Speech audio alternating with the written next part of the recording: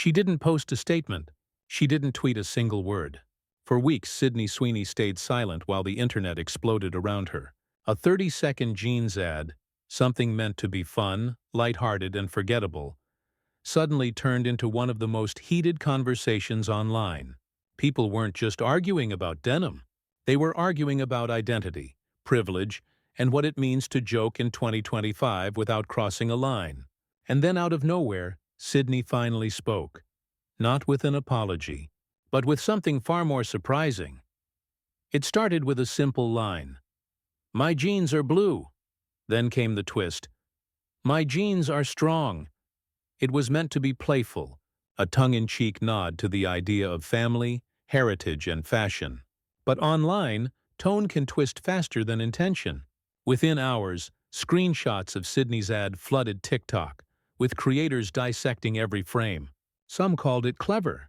Others said it crossed a line, that the phrase genetic superiority wasn't something white celebrities should joke about. Threads spread on X, Reddit turned it into a debate, and what began as a denim campaign became a lightning rod for social commentary. Suddenly everyone had an opinion, and Sydney's silence only made it louder. For weeks, she said nothing. No tweet, no clarification, just silence. In a world where every celebrity rushes to post a Notes app apology, Sydney Sweeney did the unthinkable. She waited. And that silence became its own kind of headline. Was she ignoring the controversy? Was she being advised to stay quiet? Or was she just refusing to play the internet's game?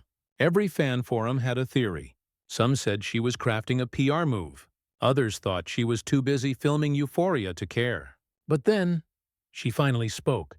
Sitting across from GQ, calm and collected, Sydney broke her silence. And what she said wasn't what anyone expected. When she finally spoke, there was no script, no rehearsed apology.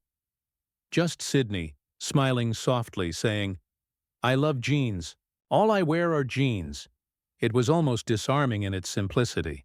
While the internet had spent weeks tearing her apart, analyzing every word of a 30-second clip, she just shrugged it off like it was never that deep. Her calm stood in total contrast to the chaos swirling around her. No anger, no defensiveness, just quiet confidence.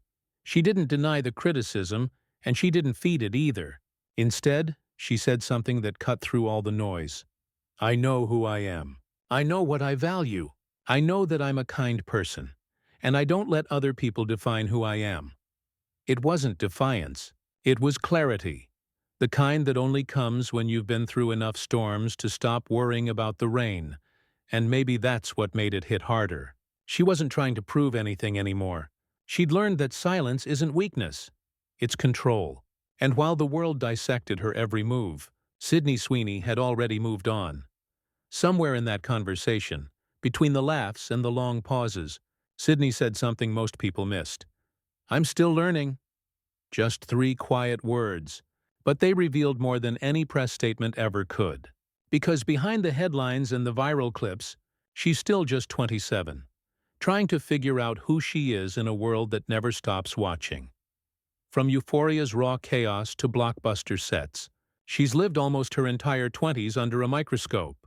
Every outfit, every expression, every role picked apart in real time. And yet she keeps showing up. Not with perfection, but with progress. That's what her words meant. "I'm still learning" wasn't an excuse.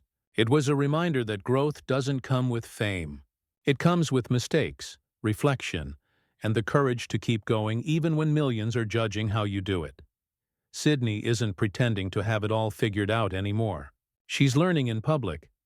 And somehow that honesty is what makes people root for her. While headlines were busy dissecting her ad, Sydney was quietly stepping back into one of her most complicated roles, Cassie Howard, the emotional heartbeat of Euphoria. When asked how this new version of Cassie will look in Season 3, Sydney hesitated. She smiled, then admitted, "I don't know. She's still trying to figure it out." It was a small moment, but it said everything. Because maybe Sydney isn't just describing Cassie. Maybe she's describing herself. The blurred line between character and creator, both trying to understand who they really are beneath all the noise. The late-night scripts, the pressure, the public eyes. It all mirrors Cassie's chaos, and that's what keeps fans hooked. Maybe Sydney's not the only one figuring herself out. Maybe Euphoria is, in its own way, a reflection of that same search for identity. As Euphoria wrapped for the season, Sydney turned to something new, a film called Christie. On the surface, it's a story about control, power, and identity. But beneath it, it feels deeply personal.